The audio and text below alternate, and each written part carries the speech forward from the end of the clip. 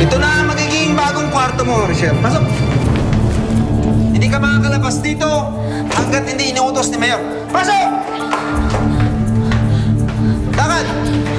Falcon! May bantay din dito sa loob ng bahay. Hindi mo na matatakasan si Mayor ngayon, Rochelle.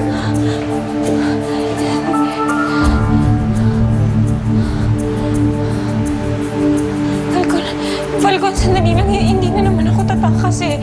Susunod na naman ako kay Mayor. Gusto ko lang talagang makita ang pamilya ko. Gusto ko silang puntahan.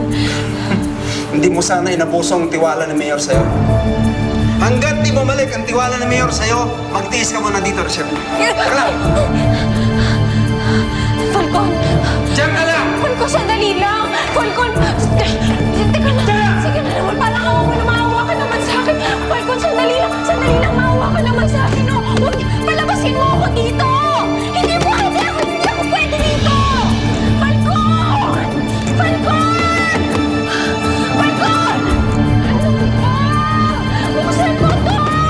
Falcon! Rachel? Rachel! Rachel! Anak! Kuya Levi, kagabi pa hindi umuwi si ate. Dapat nga aalis na kami, hindi naman siya sumipot doon sa terminal ng bus. Umalis ka na ng kusa kung ayaw mapilitan akong... Oo, alis na nga, alis na. Hanggang ngayon, hindi pa rin umuwi si Rachel eh. Baka mamaya kung ano nang masamang nangyari sa kanya. Bukas makalawa ang meeting di avance ni Atty. Guatlo.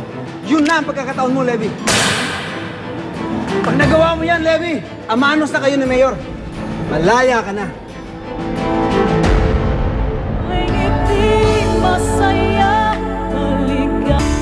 You've just witnessed the heartbreaks and challenges in Gumapang Ka sa Lusa with Sunsilk Damage Repair, Tiki Tiki, and Great